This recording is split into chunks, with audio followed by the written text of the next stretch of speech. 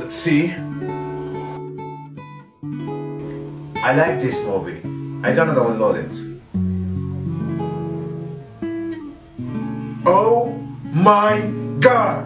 Oh my god!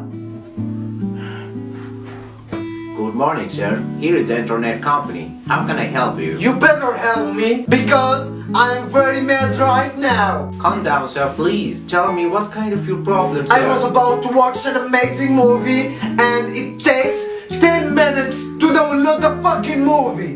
What the fuck? I want to download the movie in fucking 5 minutes.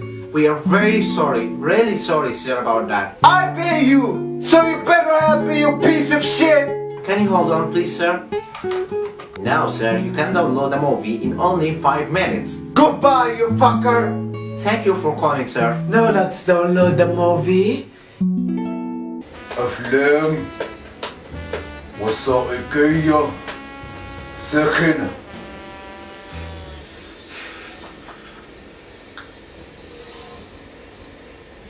إيه يا عم النت ده يا عم؟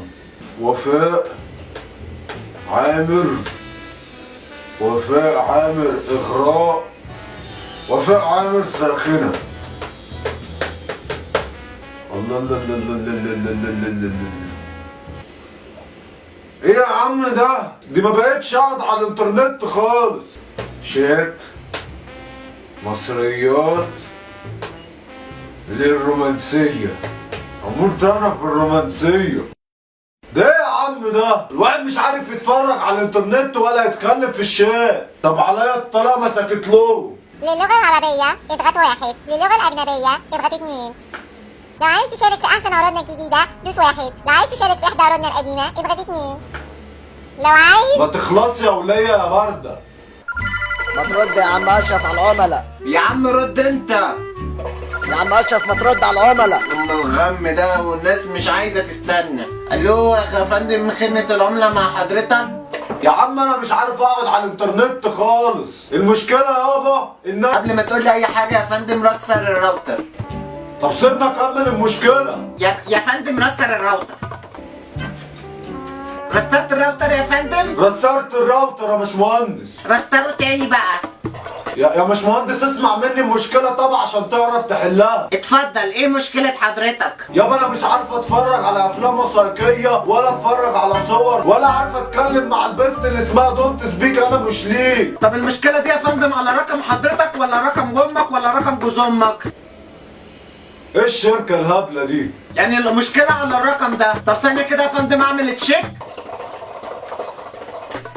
يا فندم المشكلة من عندك. يعني ايه يا باشمهندس المشكلة من عندي؟ يا فندم زي ما بقول لك كده المشكلة من عندك. انا لسه عامل تشيك حالا ولقيت ان المشكلة من عندك. يا فندم رستر الراوتر بعد اذنك زي ما بقول لك. استغفر الله العظيم يا رب.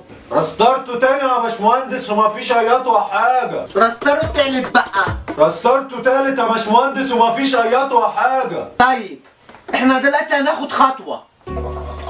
دلوقتي يا فندم عايز حضرتك ترستر جهاز الكمبيوتر. رسترت يا عم وام الكمبيوتر اهو.